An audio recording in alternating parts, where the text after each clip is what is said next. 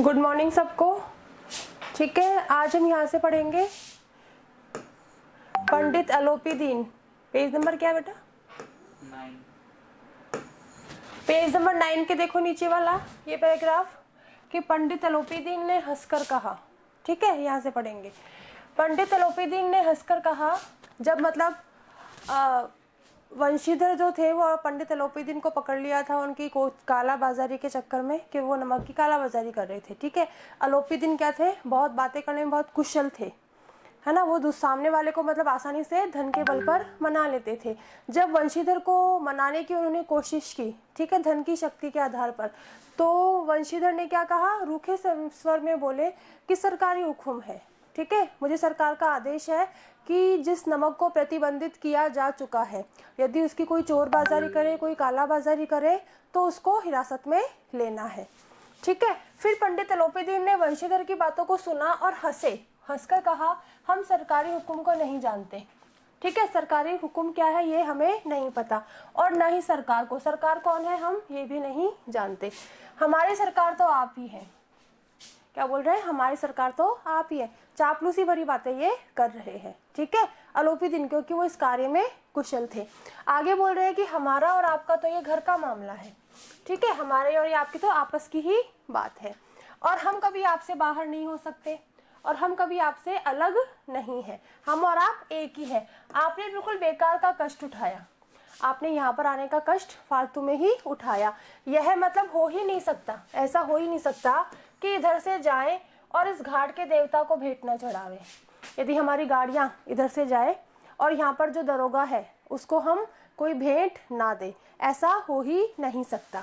ठीक है, मैं तो आपकी सेवा में स्वयं ही आ रहा था। ठीक है, मैं तो भेंट देने के लिए आपको खुद ही आ रहा था। वंशीधर पर ऐश्वर्य की मोहिनी वंशी का कुछ प्रभाव न पड़ा। वंशीधर जो थे वो क्या थे? कर्तव्यनिष्ठ थे, ईमानदार थे, धर्मपरायण थे। इसलिए अलोपीदीन की मीठी मीठी बातों और उनकी धन की शक्ति का वंशीधर पर कोई प्रभाव नहीं पड़ा। ईमानदारी की नई उमंग थी।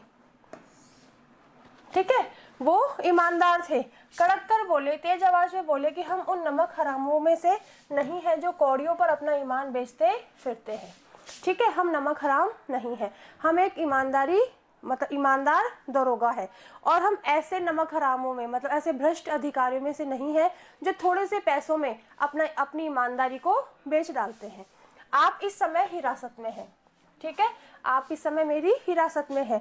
आपका कायदे के अनुसार चालान होगा, और नियम के अनुसार ये है कि आपका मुझे जुर्माना भरना पड़ेगा। ठीक है, बस मुझे अधिक बातों की फुर्सत नहीं है। ठीक है, मैं आपसे ज्यादा बात नहीं कर सकता, मेरे पास इतना टाइम भी नहीं है कि मैं आपसे बैठकर अपना टाइम खराब करूं। ठीक है, समय खराब करूं। जमादार बदलू सिंह और जो उनके साथ हवलदार था उनको बोला, किसने? वंशीधर ने, कि तुम इन्हें हिरासत में ले लो, मैं हुक्म देता हूँ कि ये मेरा हुक्म है, इनको हिरासत में लो, इनको हथकड़ियां पहनाओ।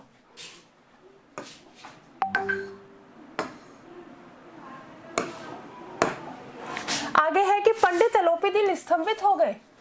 पंडित अलोपीदीन वंशीधर की ईमानदारी, उनकी धर्मनिष्ठा, उनकी कर्तव्य परायणता देखकर वो जड़ हो गए। ठीक है, आश्चर्यचकित हो गए कि ये क्या हो गया। गाड़ीवानों में हलचल मच गई। आज तक ऐसा कभी हुआ ही नहीं था कि पंडित अलोपीदीन को गिरफ्तार करने का हुक्म किसने दिया हो। इसलिए वहां पर जितने भी गाड़ीवान थे वो हलचल मच गई, आपस में वो बातें करने लगे। पंडित जी के जीवन में कदाचित ये पहला ही अवसर था। ठीक है, पंडित जी के जीवन में ये जो अवसर है वो बिल्कुल पहला था कि पंडित जी को ऐसी कठोर बातें सुननी पड़ी। पंडित जी सबको कठोर बातें सुनाने वाले थे, आज उनको एक दरोगा से कठोर बातें सुननी पड़ रही है। बदलू सिंह आगे बढ़ा, किंतु रौब के मारे यह साहस न हुआ। बदलू सिंह उनको गिरफ्तार करने के लिए आगे तो बढ़ा, लेकिन पंडित अलोपीदीन का रौब इतना था कि उनको हथकड़ी लगाने की हिम्मत बदलू सिंह में नहीं हुई। ठीक है, कि उनका हाथ वो पकड़ सके। पंडित जी ने धर्म को धन का ऐसा निरादर करते कभी भी नहीं देखा था। पंडित जी के जीवन में कदाचित ये पहला अवसर था जब धर्म जो है वो धन पर हावी हो रहा था, और जो धर्म है वो धन का निरादर अपमान कर रहा था। यहाँ धर्म किसका प्रतीक है? वंशीधर का, और धन किसका प्रतीक है? अलोपीदीन का। ठीक है, विचार किया कि यह अभी उद्दंड लड़का है, माया मोह के जाल में अभी नहीं पड़ा है। ठीक है, अभी कह रहे कि उद्दंड लड़का, इसमें नया नया जोश है, उत्साह है, और धन से मिलने वाली सुख सुविधाओं के चक्कर में अभी ये नहीं फंसा है। ठीक है, अल्लड़ है, जवान है, इसलिए थोड़ा सा झिझक रहा है, पैसे लेने में झिझक रहा है। बहुत दीन भाव से बोले, बहुत दीनता दिखाते हुए बोले पंडित तलोपीदीन कि बाबू साहब ऐसा नहीं कीजिए, ऐसा मत करो, हम मिट जाएंगे। ठीक है, हम बर्बाद हो जाएंगे, हमारी इतनी इज्जत है, हम एक प्रतिष्ठित जमींदार हैं। ठीक है, हमारी जो इज्जत है वो मिट्टी में मिल जाएगी, और हमारा अपमान करने से आपके हाथ क्या आएगा? आपको क्या मिलेगा? यदि हमारा अपमान होगा तो आपके हाथ क्या आएगा? कुछ नहीं आएगा। हम किसी तरह आपसे बाहर थोड़ी है, हम किसी भी तरीके से आपसे अलग नहीं है। कहना क्या चाह रहा है कि जितना आप धन मांगोगे उतना मैं आपको दूंगा। वंशीधर ने कठोर स्वर में कहा, हम ऐसी बातें नहीं सुनना चाहते। ठीक है, बहुत कठोर स्वर में कड़क कर कहा कि हमें आपकी इन बातों से कोई मतलब नहीं है, इनमें हमें कोई रुचि नहीं है, कोई शौक नहीं है। अलोपीदीन ने जिस सहारे को चट्टान समझ रखा था, आज तक अलोपीदीन को धन की शक्ति पर अटूट विश्वास था। उनको ये पूरा भरोसा था कि इस धन है एक चट्टान के बराबर है। ठीक है ना, उसके सामने बड़े से बड़े झुक जाते हैं। आज तक उन्होंने यही देखा था, और उसको धन को उन्होंने क्या समझ रखा था? चट्टान समझ रखा था। वह पैरों के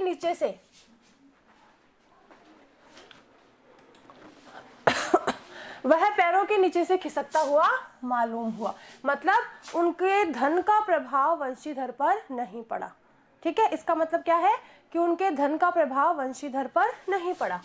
स्वाभिमान और धन ऐश्वर्य को कड़ी चोट लगी।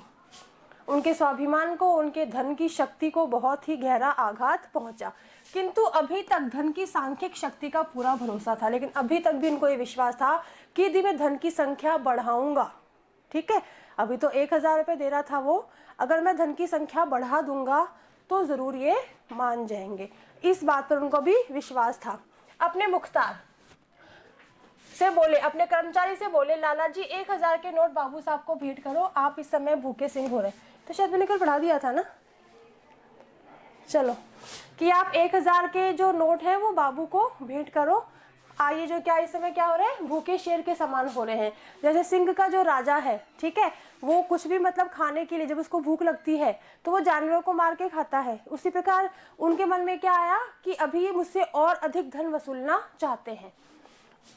वंशीधर ने गर्म होकर कहा, 1000 नहीं 1,00,000 भी मुझे सच्चे मार्ग से हटा नहीं सकते। कि आप तो 1000 की बात कर रहे हैं, यदि आप मुझे 1,00,000 भी दो तो भी मैं अपने कर्तव्य पथ से नहीं हटूंगा।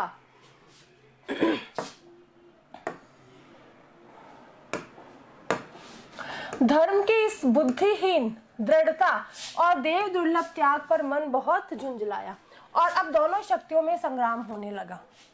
धर्म की मूर्खता, बुद्धिहीन दृढ़ता मतलब मूर्खता, ठीक है, यहाँ पर ये बुद्धि से काम नहीं ले रहे। कौन? वंशीधर, ठीक है।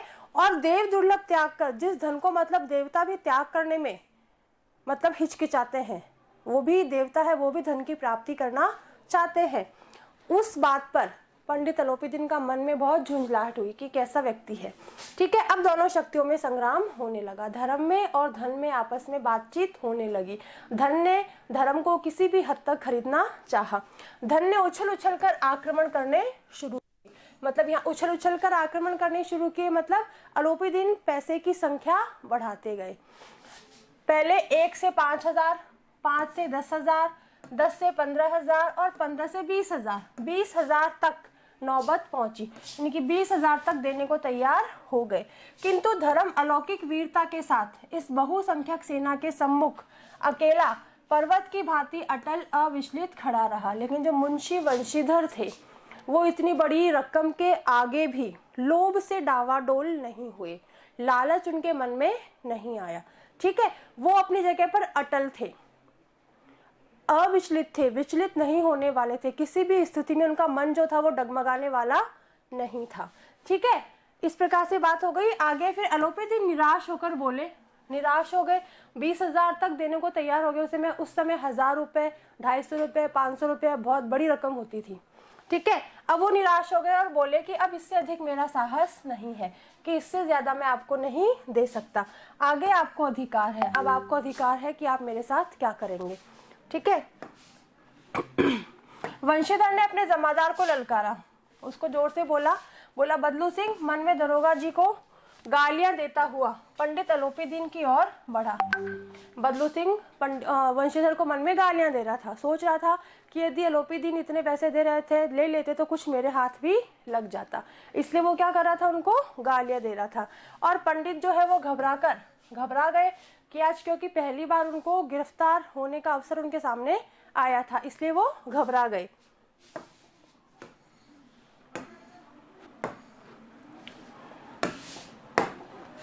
और पीछे हट गए। जब बदलू सिंह उनको हथकड़ी लगाने के लिए आगे बढ़ा तो वो घबराकर पीछे की तरफ हट गए। अत्यंत दीनता से बोले और बहुत विनम्र होकर, बहुत गिड़गिड़ा कर बोले वो कि बाबू साहब, ईश्वर के लिए मुझ पर दया कीजिए, मैं 25,000 पर निपटारा करने को तैयार हूँ। फिर उसने धन की संख्या बढ़ा दी, 20 से 25 कर दी कि ठीक है 25,000 पर इस मामले को खत्म करो। आगे असंभव बात है, वंशीधर कह रहे हैं मेरे लिए बिल्कुल असंभव है। 30,000 पर फिर उन्होंने धन की संख्या बढ़ाई कि चलो 25 से 30 पर आ गए, किसी तरह भी संभव नहीं है। वंशीधर ने साफ मना कर दिया कि ये बिल्कुल भी संभव नहीं है। क्या 40,000 पर भी नहीं। अब हार कर अलोपीदीन ने 20,000 से 40,000 कर दिए, जस्ट डबल कर दिए, ठीक है। लेकिन फिर भी जो मुंशी वंशीधर थे वो धर्मनिष्ठ रहे, धर्म का पालन करने वाले ही रहे और अपने कर्तव्य पथ पर डटे रहे, ठीक है। 40,000 नहीं, 40 लाख पर भी असंभव है। अब सोचो, इतना कर्तव्यनिष्ठ, इतना ईमानदार दरोगा था कि कहा कि 40,000 नहीं, तुम 40 लाख भी मुझे दो तो भी असंभव है। मतलब मुझे आपका जुर्माना करना है वो मैं करूंगा, मुझे आपको हिरासत में लेना है मैं लूंगा। बदलू सिंह, इस आदमी को अभी हिरासत में ले लो। और उन्होंने अपने जमादार हवलदार को बोला किसको हिरासत में लो, अब मैं एक शब्द भी इनसे नहीं सुनना चाहता हूँ। धर्म ने धन को पैरों तले कुचल डाला, मतलब जो धन है वो धर्म के आगे हार गया, ठीक है। धन की शक्ति धर्म के आगे हार गई। आगे है, अलोपीदीन ने एक रिष्ट पुष्ट मनुष्य को हथकड़ियां लिए हुए अपनी तरफ आते देखा। अलोपीदीन ने देखा जो जमादार है बदलू सिंह, रिष्ट पुष्ट व्यक्ति है, वो मेरी ओर हथकड़ियां लेकर मुझे पहनाने के लिए आगे आ रहा है। चारों ओर निराश और कातर दृष्टि से देखने लगे। इस बात पर वो निराश हो गए, दुखी हो गए, उदास हो गए और बड़ी दीनता से चारों तरफ देखने लगे, ठीक है। उनमें मतलब उनकी आंखों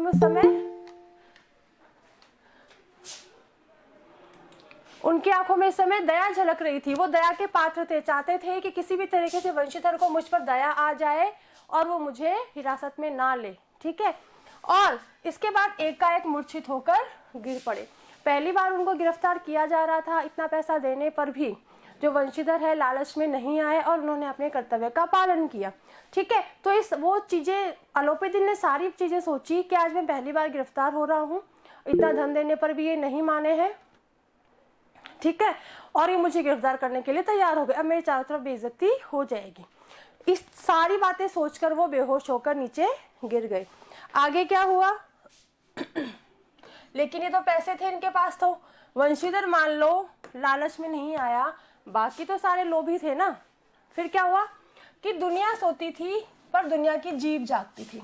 जब अलोपीदीन को पकड़ लिया गया, उनको हिरासत में ले लिया गया, सोने का टाइम था, रात का टाइम था, आधी रात बजे तो आए थे वो, आधी रात बजे क्या, आधी रात को ही तो वहां पर गए थे वो गाड़ी जमुना के किनारे पर, जब उनको आवाज आई, ठीक है।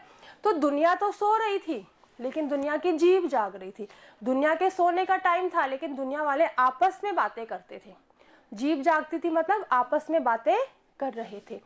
सवेरे देखिए तो, और जब सुबह हुई तब देखा तो बालक वृद्ध सबके मुंह से यही बात सुनाई देती थी।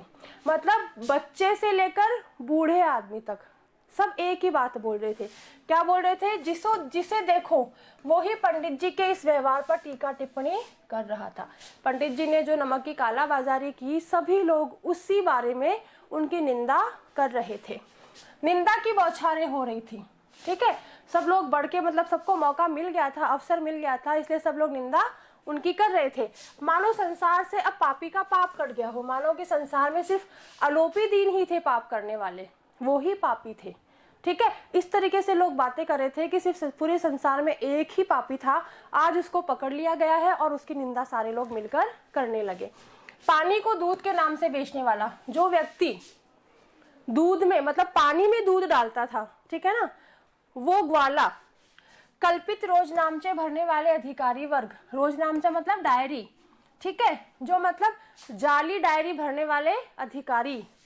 रेल में बिना टिकट सफर करने वाले बाबू लोग, जाली दस्तावेज बनाने वाले सेठ, नकली कागजात बनाने वाले सेठ और साहूकार, ये सब के सब देवताओं की भांति गर्दनें चला रहे थे। ये सब लोग मतलब ये सब लोग क्या है, धोखाधड़ी करने वाले हैं, मिलावट करने वाले हैं। लेकिन सारे के सारे जब अलोपीदीन को पकड़ लिया गया, स्वयं को धर्मात्मा समझकर, देवताओं मतलब खुद को धर्मात्मा समझकर गर्दन चला चला कर अलोपीदीन की बातें कर रहे थे। जब गर्दन चलाने का मीन्स क्या होता है? गर्दनें चला के मतलब बातें करना, ठीक है ना, गर्दन हिला हिला कर बातें करना कि हाँ ऐसा, हाँ ऐसा, हाँ उसने ऐसा कर दिया। आई ना बात समझ में? गर्दन हिला हिला के बातें करना। आगे बात समझ में? फिर क्या है, जब दूसरे दिन पंडित अलोपीदीन अभियुक्त होकर, दूसरे दिन क्या हुआ, पंडित अलोपीदीन आरोपी होकर, अभियुक्त मतलब आरोपी होकर कांस्टेबलों के साथ, जो हवलदार थे उनके साथ, हाथों में हथकड़ियां, हृदय में उनके ग्लानि था, दुख से भरे हुए थे, लज्जा से उनकी गर्दन झुकी हुई थी, शर्म से उनकी गर्दन झुकी हुई थी, अदालत की तरफ चले। किस हालत में चले? हाथों में हथकड़ियां पहने, हृदय में ग्लानि और दुख से भरे, शर्म से गर्दन झुकाए, ठीक है, अदालत की तरफ चले। तो सारे शहर में हलचल मच गई, क्योंकि प्रतिष्ठित जमींदार को पहली बार एक दरोगा ने पकड़ा था, ठीक है। हलचल मत के मतलब सब लोग बाहर आ गए। मेलों में कदाचित आंखें इतनी व्यग्र न होती होंगी, यानी कि मेलों में, जब हम मेले में जाते हैं तो किसी वस्तु को देखने के लिए आंखें इतनी व्याकुल नहीं होती होंगी जितनी कि अलोपीदीन को देखने के लिए सबकी हो रही थी, ठीक है। भीड़ के मारे छत और दीवार में कोई भेद ना रहा, मतलब जिसको जहां जगह मिली, बरामदे पर, दीवार पर, छत पर, जहां पर जगह मिली वहीं पर लोग खड़े होकर बैठ कर उनको देखने लगे। अब किंतु अदालत में पहुंचने की देर थी। किंतु अलोपीदीन क्या थे? जमींदार थे, पैसे की उनके पास कोई कमी नहीं थी। दरोगा तो ईमानदार था, इसलिए वो पकड़ा गया, वो उनके लालच में नहीं आया। और फिर क्या था कि सिर्फ अदालत में पहुंचने की देर थी। पंडित अलोपीदीन इस अगाध वन के सिंह थे। पंडित अलोपीदीन यहाँ पर सबसे शक्तिशाली थे, ठीक है। अधिकारी वर्ग उनके भक्त थे, वहां पर जितने भी पद पर जितने भी अधिकारी नियुक्त थे वो उनकी गुलामी करते थे। उन अमले उनके सेवक, छोटे कर्मचारी भी उनके सेवक थे। वकील मुख्तार उनके आज्ञा पालक, वकील और वकील के जो असिस्टेंट होते हैं वो सब उनकी आज्ञा का पालन करने वाले थे। और अर्दली किसी बड़े अफसर का छोटा चपरासी, ठीक है ना, वो दूसरा चपरासी तथा चौकीदार तो उनके बिना माल के गुलाम थे, वो तो उनके कर्ज के बोझ के तले दबे हुए थे। उन्हें देखते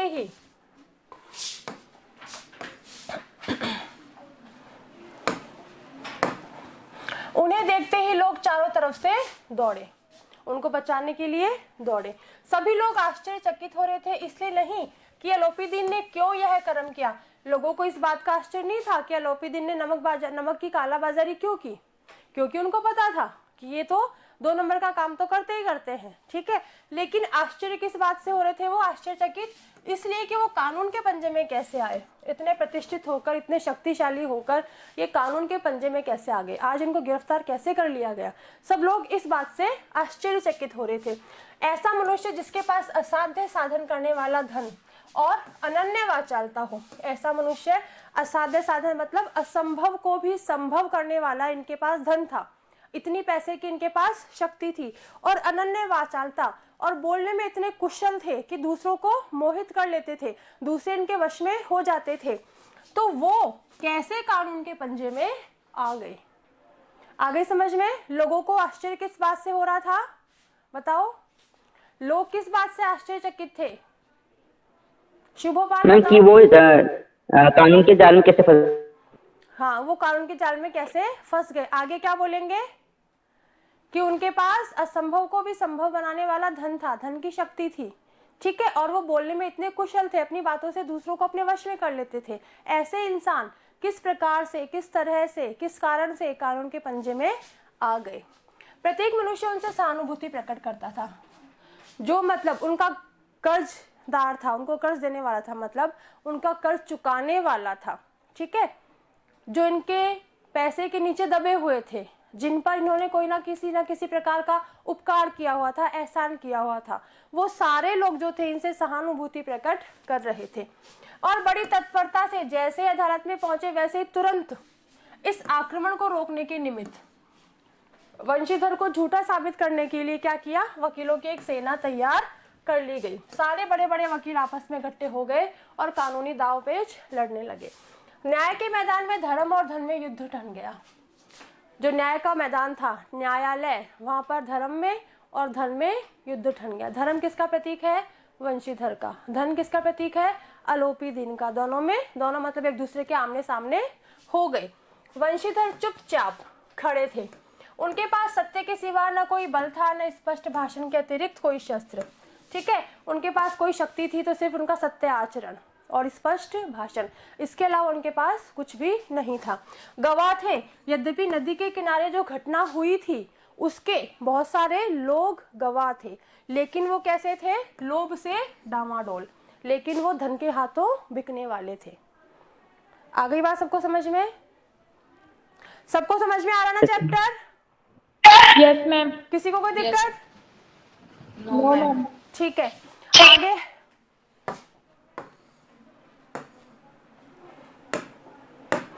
आगे है कि यहाँ तक कि मुंशी जी को न्याय भी अपनी ओर से कुछ खिंचा हुआ दिख पड़ता था। मुंशी जी को पता था कि जो न्याय है वो अलोपी दिन की तरफ झुका हुआ है, ठीक है, वो मेरी तरफ नहीं है, वो सत्य की तरफ न्याय नहीं है। न्याय आज धन की शक्ति के कारण धन के नीचे दबा हुआ है। वह न्याय का दरबार था, वो न्यायालय था, वहां पर न्याय होना चाहिए था, ठीक है, इंसाफ होना चाहिए था, परंतु उसके जो कर्मचारी थे, वकील थे, जज थे, इन पर किसका नशा छाया हुआ था, पक्षपात का। वो पक्षपाती थे, वो सारे के सारे किसके पक्ष में थे, अलोपी दिन के पक्ष में थे, ठीक है। और किंतु पक्षपात और न्याय का क्या मेल, जहां पर पक्षपात हो वहां पर न्याय कभी भी नहीं हो सकता, ठीक है ना।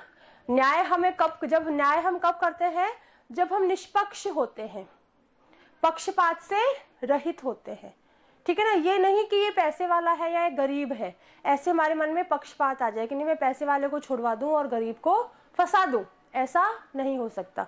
यदि जहां पर पक्षपात हो वहां न्याय कभी भी नहीं हो सकता, ठीक है। जहां पक्षपात हो वहां न्याय की हम कल्पना भी नहीं कर सकते। मुकदमा था, जल्दी से समाप्त हो गया, कुछ भी देखा सुना नहीं गया। जो डिप्टी मजिस्ट्रेट थे, जो मजिस्ट्रेट से नीचे थे, उन्होंने क्या किया, अपनी तजवीज में अपने मतलब निर्णय में लिखा। क्या निर्णय था कि पंडित अलोपीदीन के विरुद्ध दिए गए प्रमाण निर्मूल और भ्रमात्मक है। जो पंडित अलोपीदीन के विरुद्ध जो भी सबूत जुटाए गए हैं, जो भी सबूत दिए गए हैं, वो निर्मूल मतलब बिना किसी कारण के, ठीक है, और भ्रम में डालने वाले हैं, ठीक है ना। एक निर्मूल मतलब बिल्कुल सही नहीं है और भ्रमात्मक है, भ्रम में डालने वाले हैं। ये एक बड़े भारी आदमी है, अलोपीदीन एक प्रतिष्ठित जमींदार है, और ये बात कल्पना के बाहर है, और ये बात बिल्कुल सोच भी नहीं सकते कि इन्होंने थोड़े से लाभ के लिए ऐसा दुस्साहस किया हो, ठीक है। थोड़े से लालच के लिए, थोड़े से पैसों के लिए एक प्रतिष्ठित जमींदार ऐसा दुस्साहस नहीं कर सकता। यद्यपि जो नमक के दरोगा मुंशी वंशीधर का भी ज्यादा दोष नहीं है, ठीक है।